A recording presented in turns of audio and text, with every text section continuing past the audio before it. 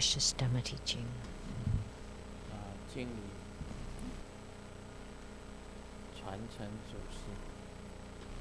Homage to the lineage gurus, the Venerable Mang Liao Ming, to Master Sakya Zengkong, the Zhong Rinpoche, to the 16 Dharma King Karmapa and Master Dukten Darji. Homage to the 3 jewels of the altar.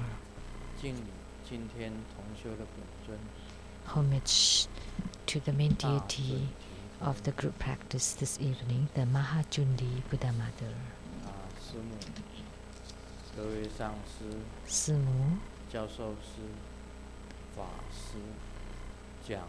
all Dharma masters, Dharma educators, Dharma teachers, Dharma lecturers, Dharma assistants, temple directors, all disciples here and over the webcast, and our guests of honors.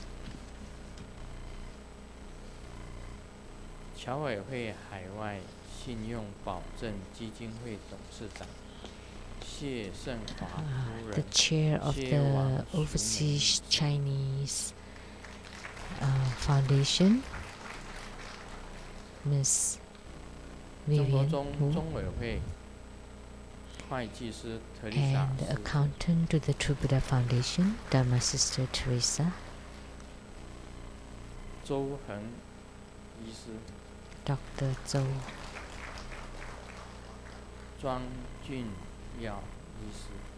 Dr. Zhong,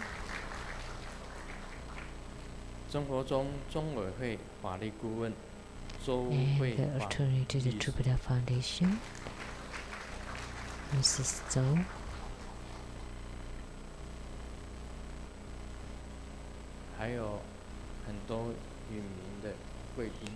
and many others.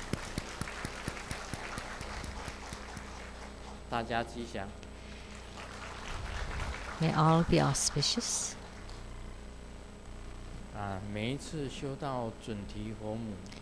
Every time we do the practice of Mahajundi Buddha Mother, I always remember the guru that I took refuge in, which is Master Pufang, because his yidam is Mahajundi Buddha Mother, and he spread the Buddha Dharma of Mahajundi Buddha Mother with all his efforts. In Taipei, Sizidao, he built a spiritual center, and the deities on the altar as well as on the wall that's enshrined there, they are all Mahajundi. And after I came to America, he sent me the practice procedure for Mahajundi. And the most familiar is how he recited.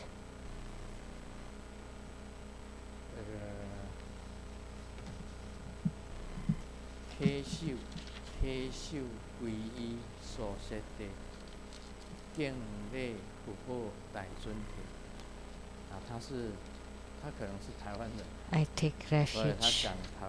This is in Taiwanese.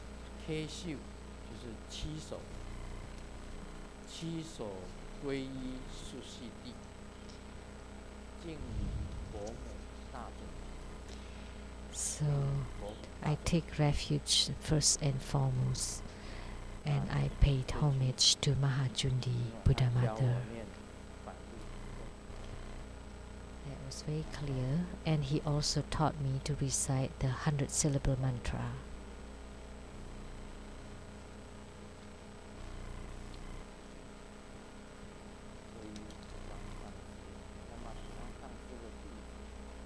So I took refuge in Master Pufang, and then his disciples, all the Dharma name start with Yuan, and my Dharma name there is Yuan Tze,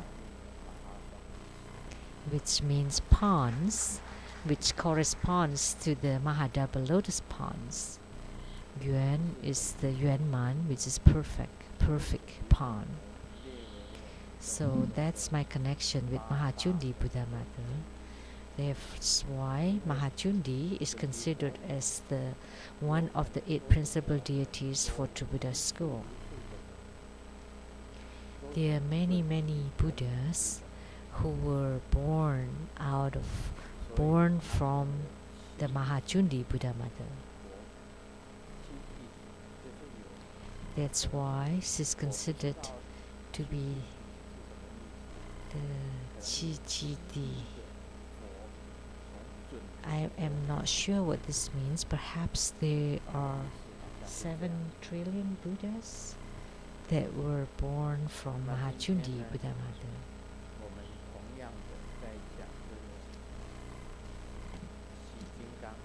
So today we will continue to expound on Hevajra,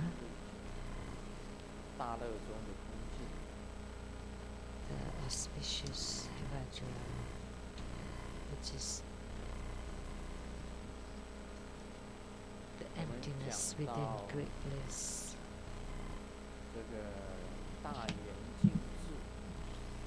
And we were talking about the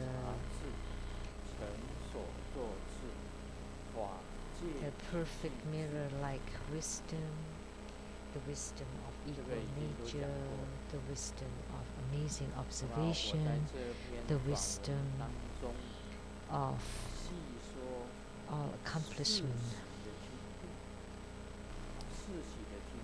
So in this short article, I use simple words, the most simple words, to explain the purity of the 4 blisses.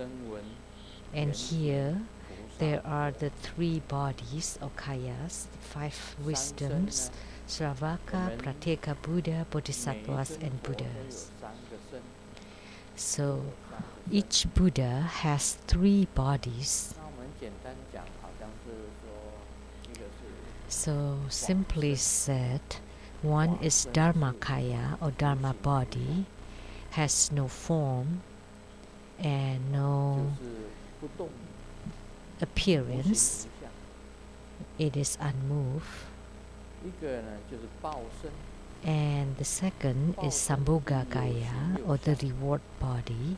It has form and manifestation like Kuan Yin Bodhisattva. She's wearing a crown. She has long hair and her face look very majestic. She's wearing all kind of ornaments,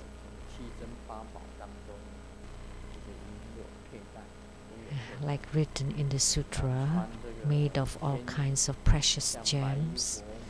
And she's wearing celestial garments,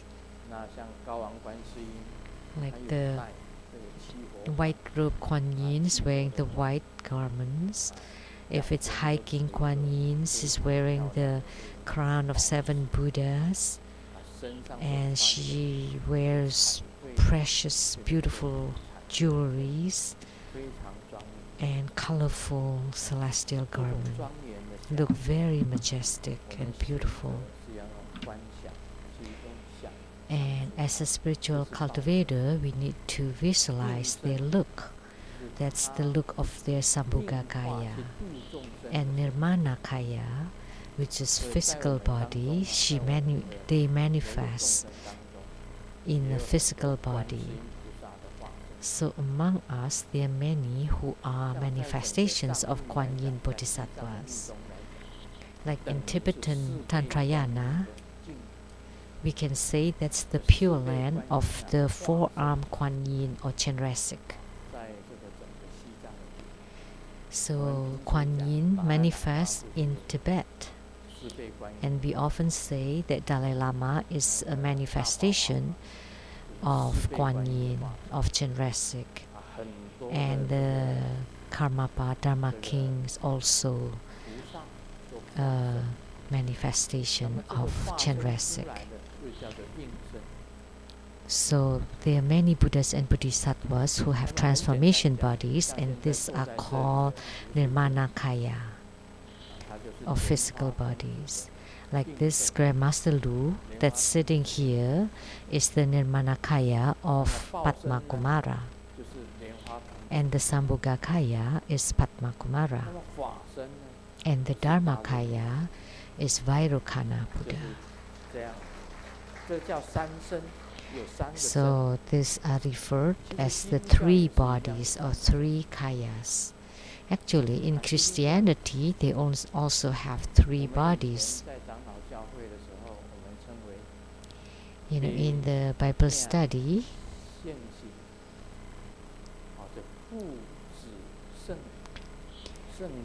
so Father, Son, and the Holy Spirit. So that's the three transformation bodies of God.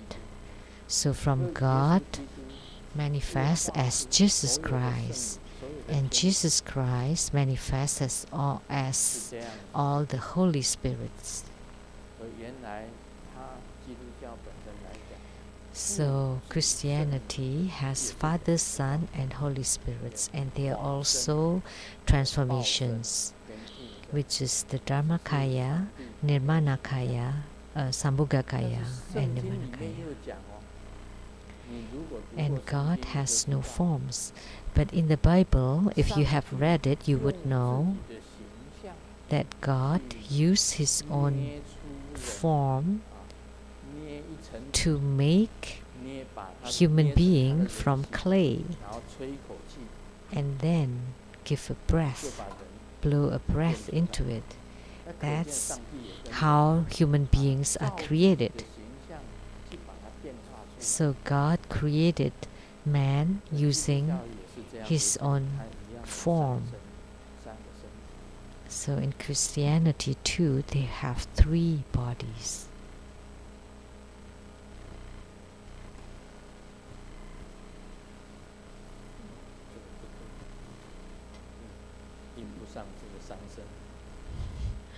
This joke is not quite right. This one is funny. A asks B,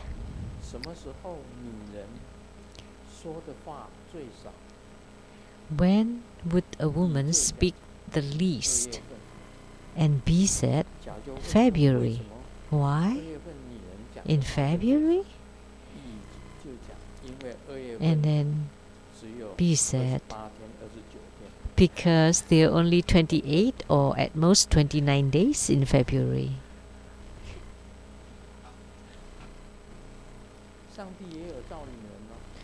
So God also created woman. First He created a man, Adam, and then from his ribs, and then He blew a breath and it became a woman.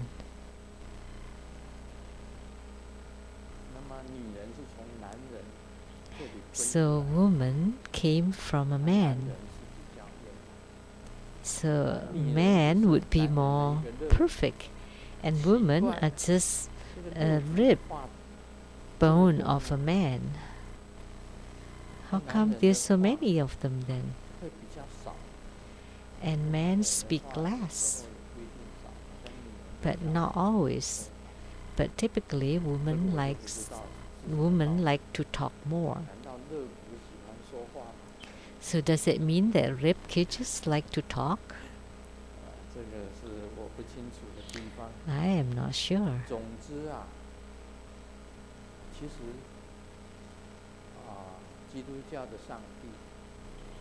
So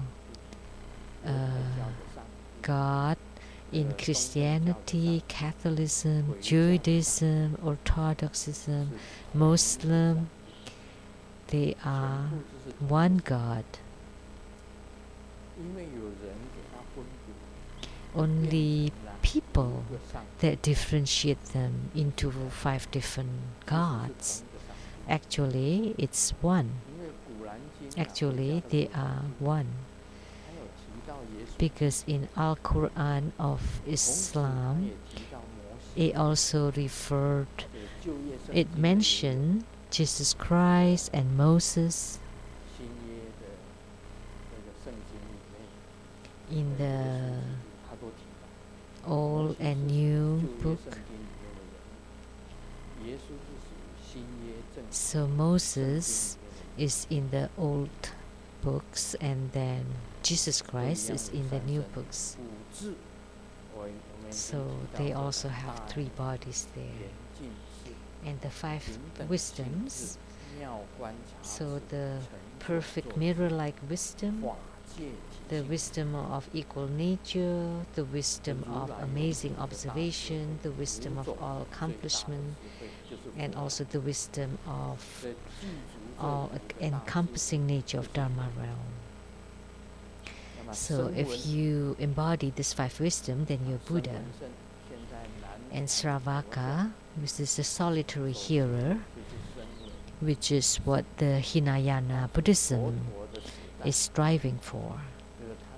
At the time of Sakyamuni Buddha, his disciples, most of them, attained arhatships, the great arhatships. And among us, we also have a great arhat, that's Andy. He is the reincarnation of a great arhat. Because in his spiritual cultivation,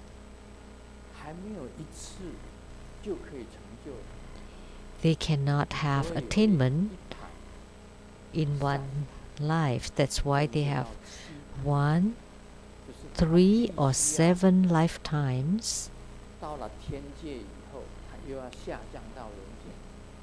That after he reached the heavenly realm, he has to be reincarnated in the human realm for at least 1, 3, or 7 lifetimes before he could attain arhatship, to become the great arhat. And the arhat who is always living in the human realm is the Pindolu, which is the long brow arhat. He was being punished by Sakyamuni Buddha to eternally stay in the human realm. Pindolu.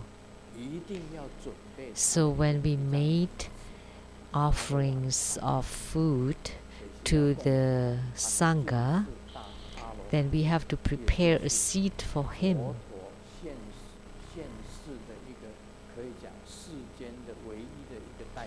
So we could say that he is the only representative of Sakyamuni Buddha in this human realm.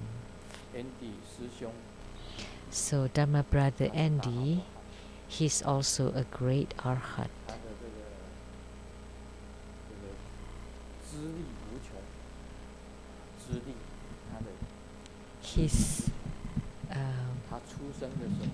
His memory is incredible.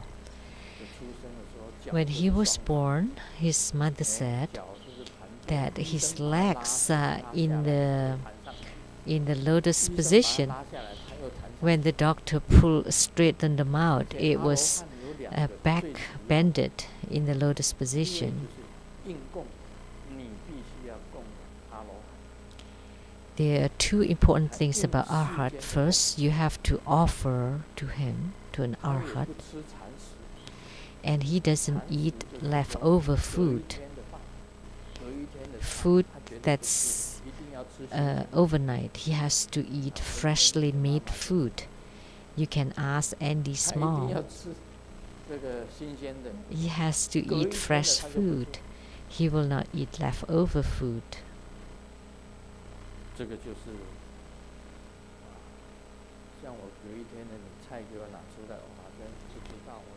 I still eat food from yesterday's.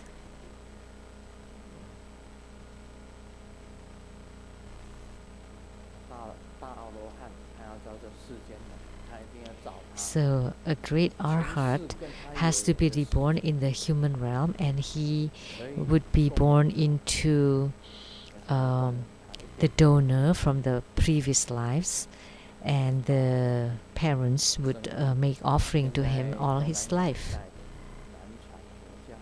So in Southeast Asia, Hinayana Buddhism, they practice Sravakas. And Pratyeka Buddha is those who gain enlightenment from the 12 causes and conditions. And when they gain enlightenment about the empty nature, they will become Pratyeka Buddha. So they have attained the Pratyeka Buddhahood. So even after attaining this, they still have a distance from Buddhahood. Although they have wisdoms and they have gained enlightenment about the 12 causes and conditions, they still have pride and arrogance. They think highly of themselves. They have those superiority. Because they have such an attitude, then they don't have the wisdom of equal nature. That's why they only attain Pratyeka Buddhahood. Although you have gained enlightenment, you're too arrogant. You think you're the highest. There's still ego, a big ego. So they are called Pratyeka Buddha and Bodhisattvas. And Bodhisattvas are truly great. Many Buddhas, when they are reincarnated, they prefer to become Bodhisattvas and not to become Buddhas. Like Kuan Yin Bodhisattva, they were Zheng Fa Ming Tathagata. And Mahastama Bodhisattva were the Da Si Buddha. They didn't want to become Buddhas anymore. They'd rather deliver sentient beings and to manifest their Sambhogakayas to deliver sentient beings. And sometimes they manifest as Nirmanakaya, as human beings. That's how great the Bodhisattvas are. So Bodhisattvas are Mahayana Buddhism. Sravaka and Pratyeka Buddha are the second level vehicles, or Hinayana. And Bodhisattvas are Mahayana, which is like a great vehicle, like a train that can arrive at the other shore. And the Sravaka and Pratyeka Buddha, they're more like bicycles, small vehicle, only 4 people. But Bodhisattvas could deliver many people.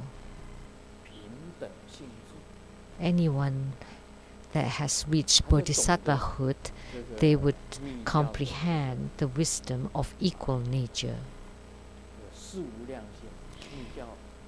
and which is the 4 immeasurables of Tantrayana. So, compassion, loving kindness, joy, and equanimity. So compassion is to give others happiness. Bodhisattva never give others sufferings or miseries. They always give happiness to others.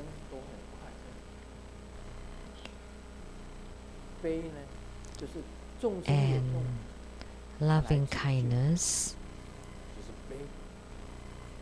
is to give happiness, and compassion is to resolve the sentient being sufferings, and joy is they always do so with joy.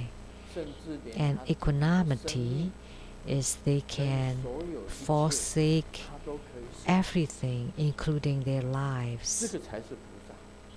Then they would be called bodhisattvas. Only this way is bodhisattvahood. So we all know that bodhisattvas are truly great. The way bodhisattvas deliver sentient beings, they treat everything equally. They will not create sufferings for others. They will not create miseries for others. They only give happiness, and they resolve other people's sufferings, and they do so with joy.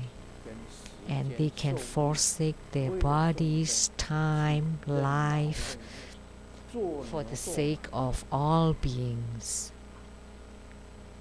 with no complaints and no resentments, never for themselves, always for others. This is bodhisattvahood. They are the greatest. And lastly, it's the Buddhas. They embody 5 wisdoms. And Buddhas are unmoved, which means the reason is they are non-judgmental. They treat everything equally. So the Buddhas have the true understanding of the mind and seeing of the Buddha nature. So the fruition, the 11th ground of the fruition is Buddhahood. Like Kuan Yin has 11 faces which symbolize the 11th ground. They still bear the name of Bodhisattva, but actually they are Buddhas.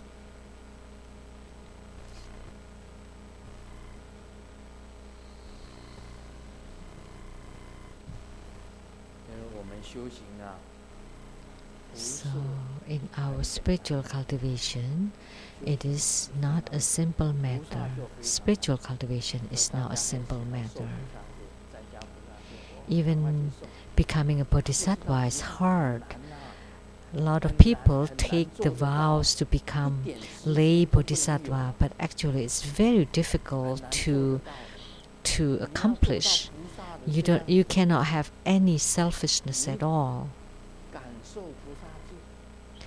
You dare to make the vow, then you have to realize to become a real bodhisattva. You cannot have any self-centeredness.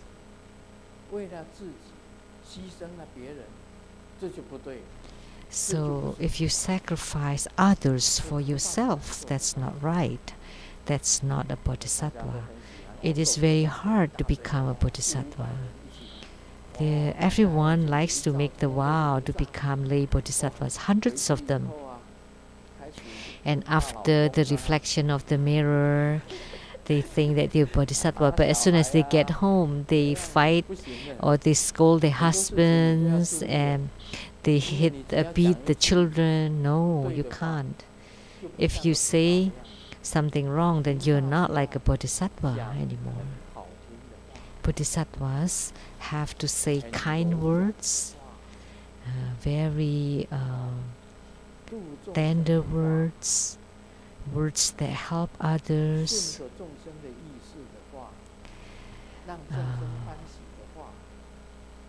words that fulfill other people's wishes. Otherwise, you're not a bodhisattva. It is really hard to do.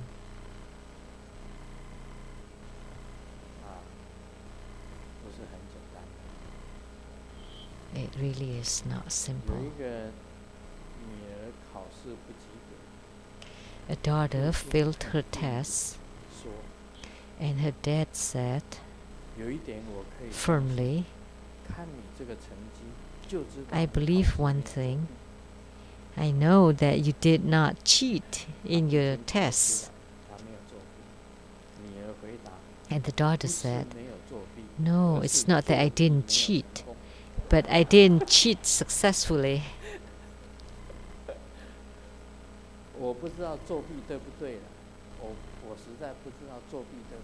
I don't know whether it is right to cheat or not. But when I have a good score in my test, and then if this classmate behind me not on me, then I would show him my answers. So that's the conduct of a bodhisattvahood, right? I give other people happiness, right? If I didn't show it to him, then I would have been selfish. When I was young in school, so if I didn't cheat on them, they cheat on me. Things that I didn't know. Hey, show me the answer. But the test that I do well, I do well in all classes except English. I have to cheat in English, but I didn't have to in others. So now I have immigrated to the United States for over 30 years. This is my faith.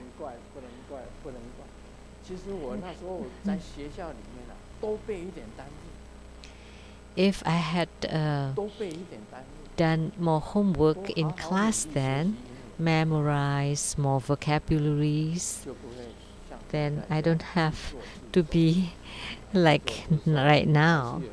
So I have to suffer from my own action. So there's always cause and effect. So tantric 4 blisses and 4 emptiness, from the crown, the light drops, to the throat chakra, to the heart chakra, to the navel chakra, to the secret chakra. This is called the 4 blisses. And then when you lift it up to the navel chakra, heart chakra, throat chakra, and crown chakra, brow chakra, then these are 4 emptiness. So descending 4 blisses and ascending 4 emptiness can confirm all of this. And this is something that people, something unthinkable for people. So this is the tantric inner practices of 4 blisses and 4 emptiness. Most people who do not practice this will not comprehend what these are. So the 4 blisses represent existence, and the 4 emptiness represent the empty nature.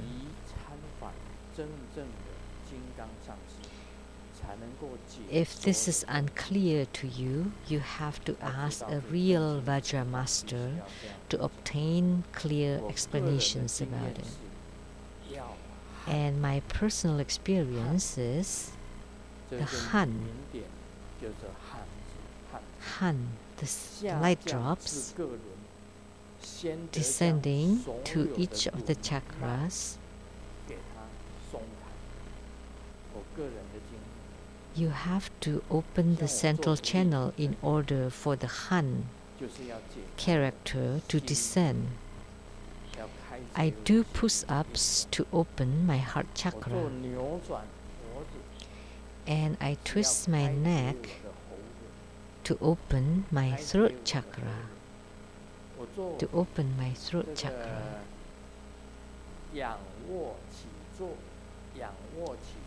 And I do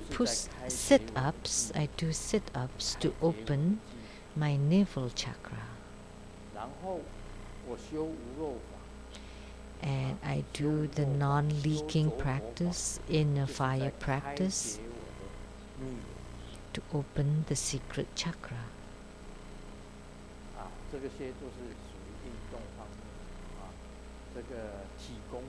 These are the exercises of the yoga.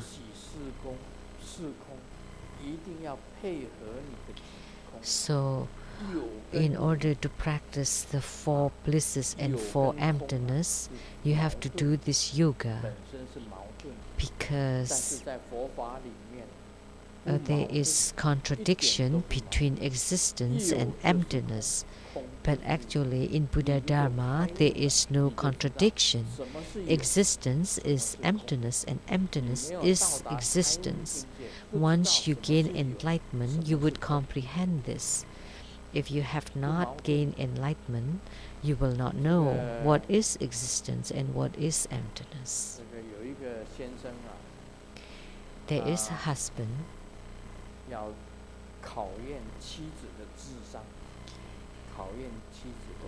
who wants to test his wife's wisdom. So he said something contradictory. Honey,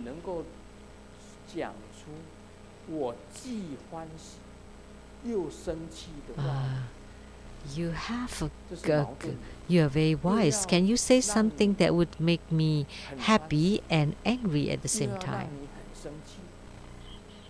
This is contradictory, right? Who would be able to say this? Usually, it's either making someone happy or making someone angry.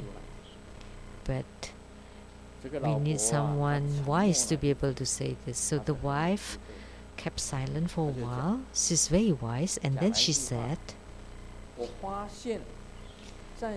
I found that among all your friends,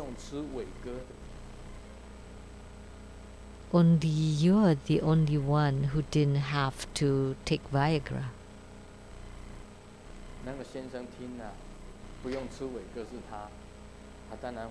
So the husband, of course, would be pleased that he doesn't have to take Viagra. But among all his friends, that only he is the one that doesn't have to take Viagra. So could you understand? So the husband is happy and angry at the same time. So the wife is very wise, right?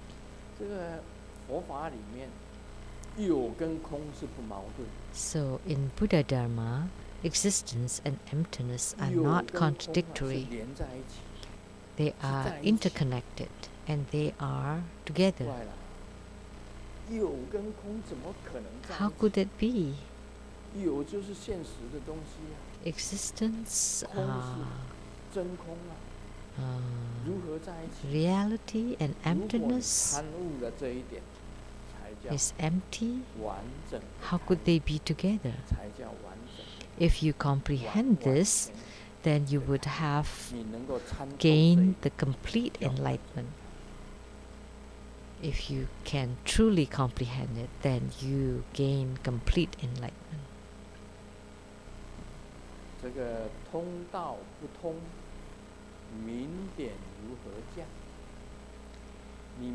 So, if the channel's not open, how could the light drops descend? So the channels has to be open and free, and also in the chakras, in the throat chakra, there are many channels. In the heart chakra, there are lots of channels, and many channels in the navel chakra, and there are many channels in the secret chakra. So in order for the light drops to descend, you have to open and loosen all the chakras. And then these are all the yoga, the lifting yoga.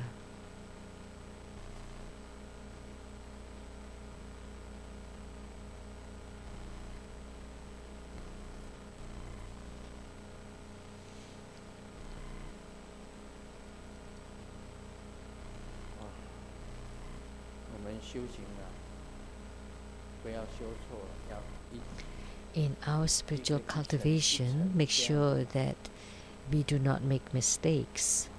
You have to go stage by stage, step by step. You cannot make any single mistake. You have to follow the procedure. Only then it would be normal. That's how you should do it in the spiritual cultivation. There are stages, like empowerments. First, you have to do the fundamental or preliminary practices until you gain spiritual response or yogic response. And then you do the practice of the root guru yoga and the yidam practice until you gain spiritual response or fruition. And then you do the inner practices. You obtain the second level empowerments. Otherwise, if you don't gain any spiritual response in your root guru practice or yidam practice, and you do the second level empowerments, then it would be like buildings on the sand. It's easy to topple. Then your faith will not be strong, your commitment will not be strong. Like Grandmaster never abandoned Grandmaster's commitment to spiritual cultivation. Why? Because Grandmaster has gained spiritual response or fruition.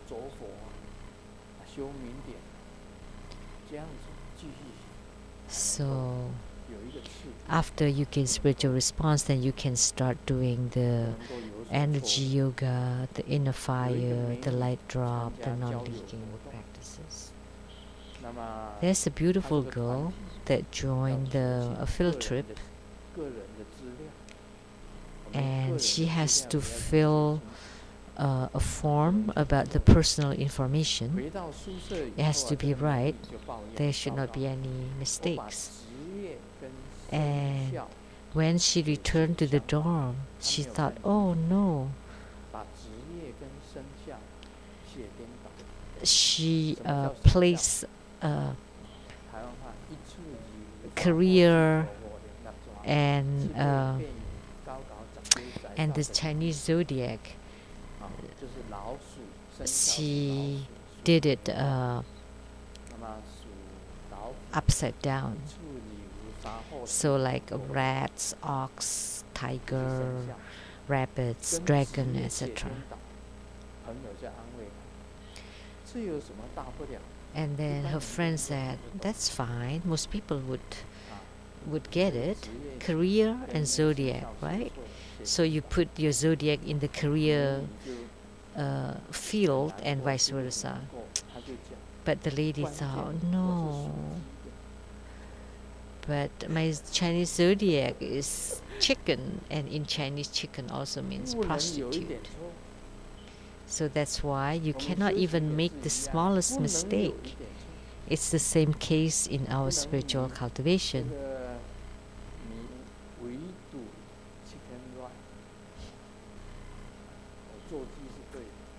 We do chicken right.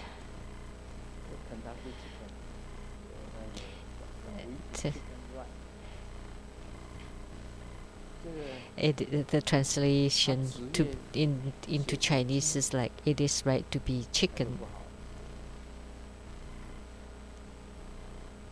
So then it would be problematic if you write your career is chicken.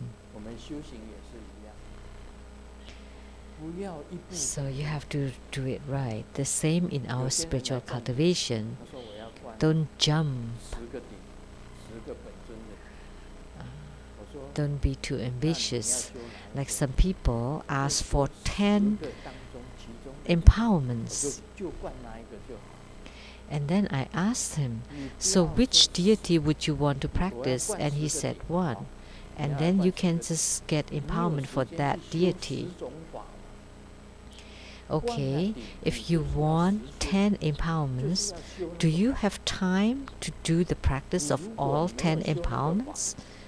If you don't practice them, then you just trying to get some affinity with it, then you'll forget about it short after that, because it is best to do the practice as soon as you get the empowerment, and you continue to practice it until you gain fruition or spiritual response. Then this would be good. For masters, it is okay to obtain as many empowerments as possible because they want to spread the Buddha Dharma.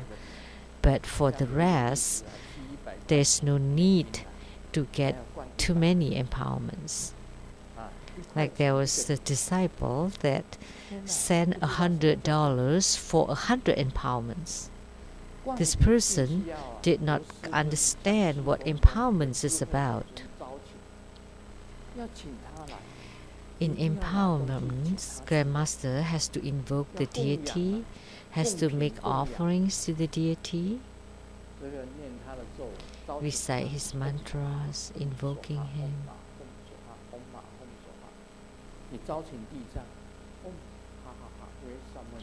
When you're invoking Siddhikarma Bodhisattva, invoking Siddhikarma Bodhisattva to descend, I have offerings for you, you make offering.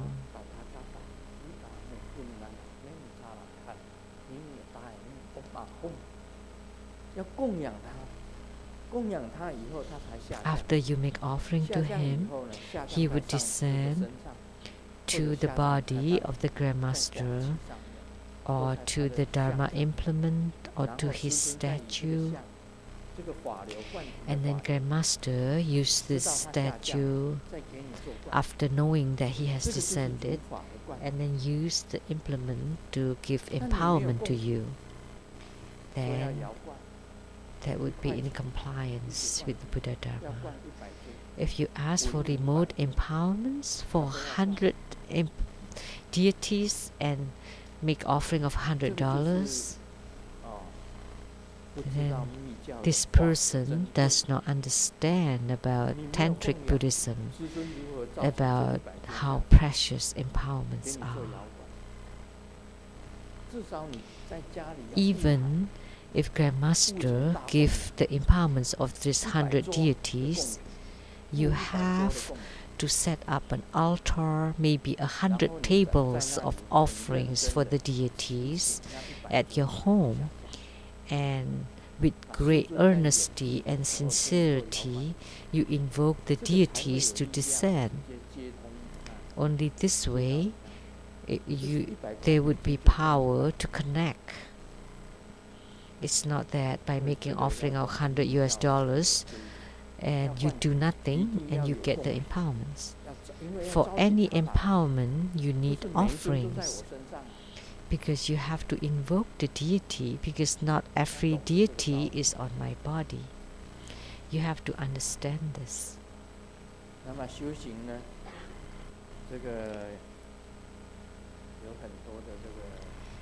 And in spiritual cultivation,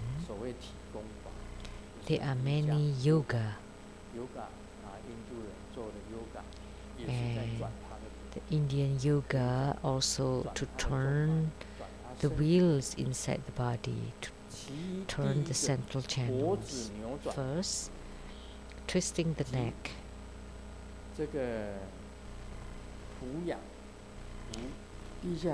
And lower and lift the head is to exercise the throat chakra. And this exercise can open the throat and crown chakras, the brow chakra.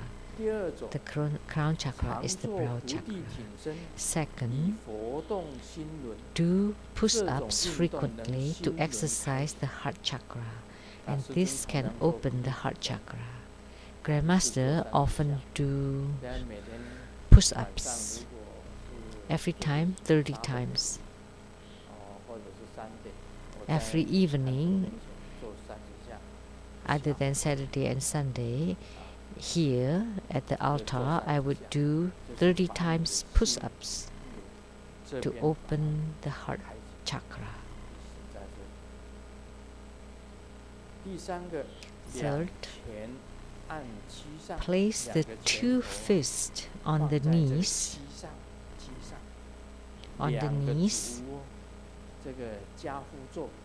and sit cross-legged or in lotus position, and twist the upper body left to right 3 times, right to left 3 times, and this can open the navel chakra.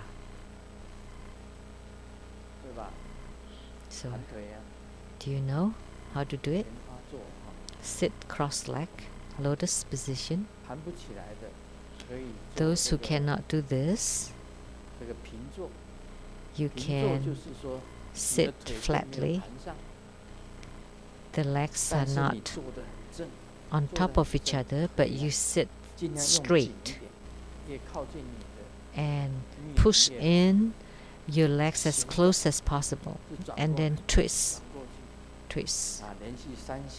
3 times. So the navel chakra will be twisted from your waist down. So the navel chakra can be loosened up. I also do sit-ups. Every morning I would do sit-ups. Simu saw it. And also make offerings to the 20 heavens. Because when I do sit-ups, I would also chant home. And the mantra of the 20 heavens is home. I pay homage to the 20 heavens. And then I start doing sit-ups. And with each sit-up, I would chant home. Every morning I would do it. That would open the navel chakra.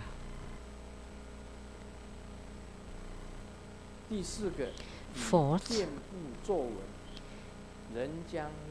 sit tightly on your butts, then straighten one leg at a time upward, taking turn kicking it. This can open the secret chakra.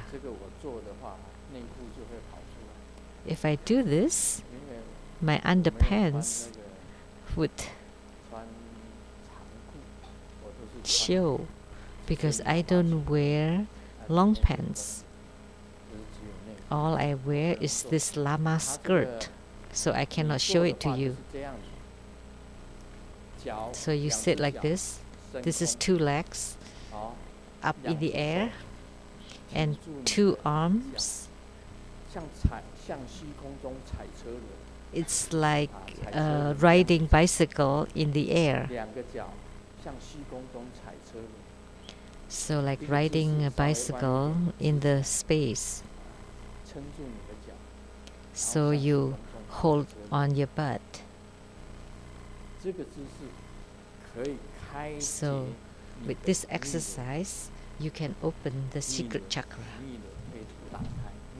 You will open the secret chakra. Fifth, sit in a lotus position, then lift up both arms upward. Do you know? And try to lift up your whole body as hard as you can. Then sit back in the lotus position. This can loosen all the channels in the body. Do you know how to do it? You should be able to. Okay, let me try to show you here.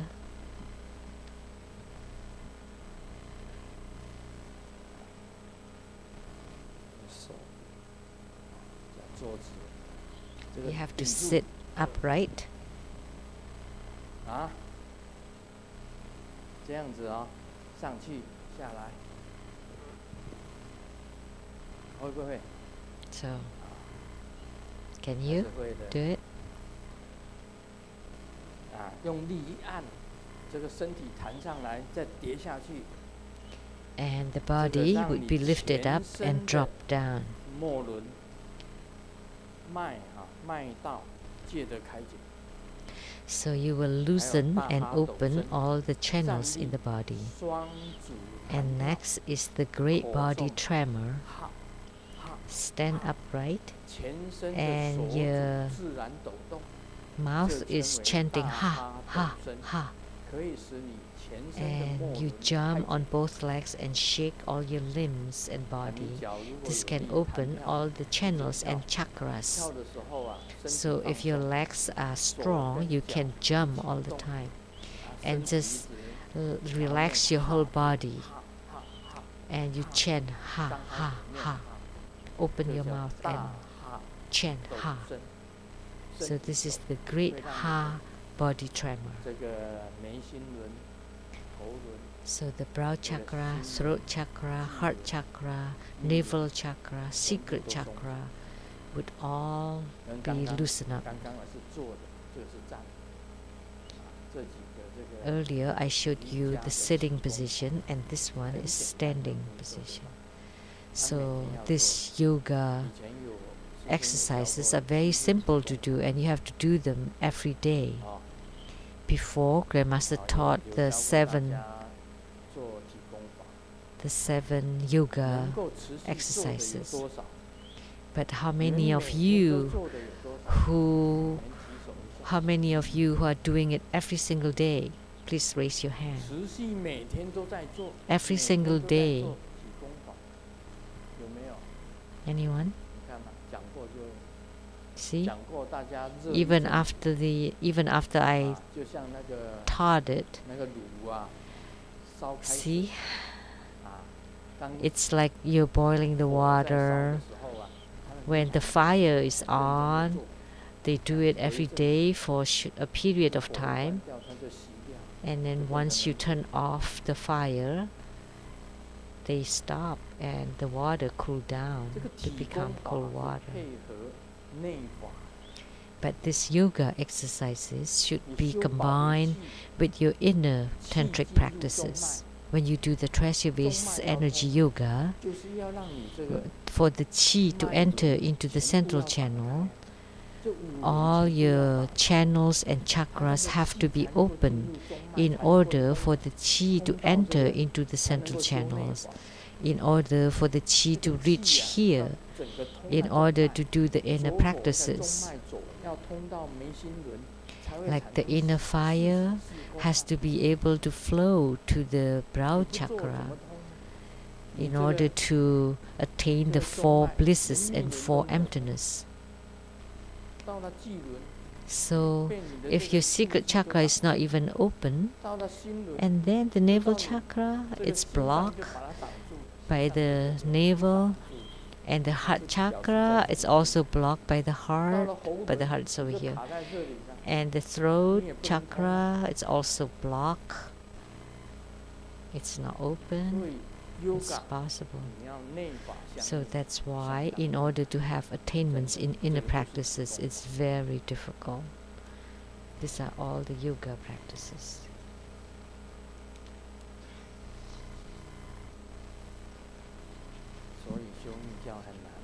That's why it is very difficult to do tantric practices. You have to do the yoga, you have to do the tantric practices, the inner practices. So first, you have to have spiritual response or yogic responses in the preliminary practices, the root guru yoga, the yidam practices, and then you would do the inner practices. Then it would be very easy because you have the blessings from the Buddhas and Bodhisattvas.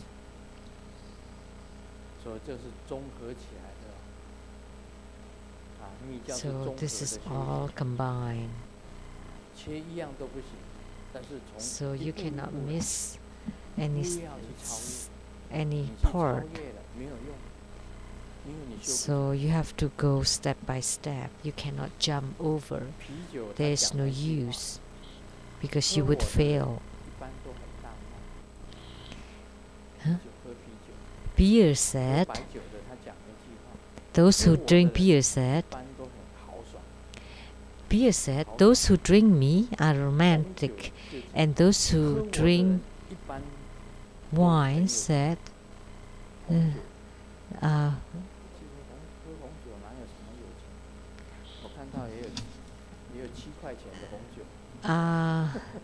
very straightforward, and those who the red wine who drink me are rich. And then the alcohol said, without me you're just water. That's why alcohol is important. So Grandmaster thinks that spiritual response or yogic response is very important. Once you gain spiritual response, whatever you do, all the yidam would teach you. Once you gain spiritual response, naturally, automatically, they would teach you. And then opening the navel chakra, it would happen automatically. And opening the throat chakra would happen. And then the movements that would open the heart chakra would happen automatically. And also the movements to open the secret chakra would happen naturally. Once you gain spiritual response, the Buddhas and Bodhisattvas are inside your body. And when you can do the spiritual movement, this would help you open the 5 chakras. It's simple like this. That's why alcohol is most important, because all the alcoholic drinks need to have alcohol in it. Without the alcohol, they're just apple juices. Once you have the alcohol, all the movements would happen naturally. So that's why Grandmaster thinks that the alcohol is most important. That's why the spiritual response is most important. Once you gain spiritual response with your yidam, and the yidam at any moment would help you. If you don't have spiritual response with the yidam, then you would lose faith. You would think you have practiced for 10, 20, 30, 40, 50 years, all your life, and you don't have any feeling or any response at all. Is this wrong? No, not necessarily. Because there's some people who don't have any perception or feelings at all. Because that thread is not connected. There's no chemistry with your deity. So what is this spiritual response? Is you have chemistry with your yidam. You're connected. It's completely connected. If you turn it off, it's gone. But if you turn it on, the electricity will be there. You would feel it. It is completely connected. Grandmaster, with a click of the finger, the yidam would appear. One time, I went to the restroom at my home. There are ghosts in the bathrooms. There's several of them inside the bathroom. Before I enter into the bathroom, I would snap my fingers, which mean I'm coming in. Please, the ghost, please leave, because I want to take off my pants. You know, I need to go to the bathroom. Please leave. And as soon as I snapped my fingers, the ghost did not leave, but the yidam came. Because every time I snapped my fingers, the yidam would come. With the click of the finger, it's to turn on the electricity. Then that's connection. And so the yidam came, the main deity came. And then I would say, no, sorry, I'm not invoking you. I just wanted to use the toilet. I'm just trying to tell the ghost, asking the ghost to leave the bathroom for a while. So there are a lot of amazing things in this world. You just need to break through that your yidam is your electrical source. Once you're connected, then they would teach you anything. You know, they would even tell you what will happen tomorrow. Things that will be in the newspaper tomorrow, they would show it to me first, beforehand. Do you believe that? There's the headline in the newspaper with Sheng-Yen Lu in great letters. Oh, they show it to me first. This will be circulated tomorrow, and then it disappeared. And it turned out it's exactly like that the next day.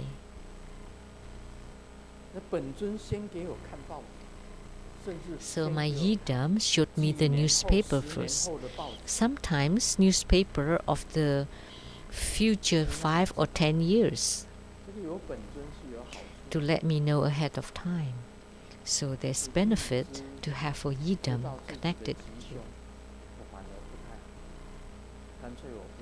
But it's not necessarily good to know what will happen in the future.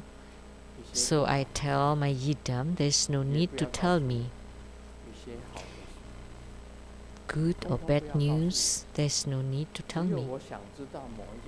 Only when I want to know something and I invoke you, then you can tell me then.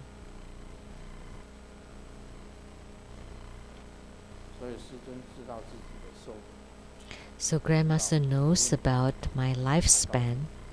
I asked her, and she told me, and I knew. I now know. But I will not tell how old I would live. But it's not very old. So you should treasure the time we have together, because my lifespan is not very long. That's all for today. Om Mani Padme Hum.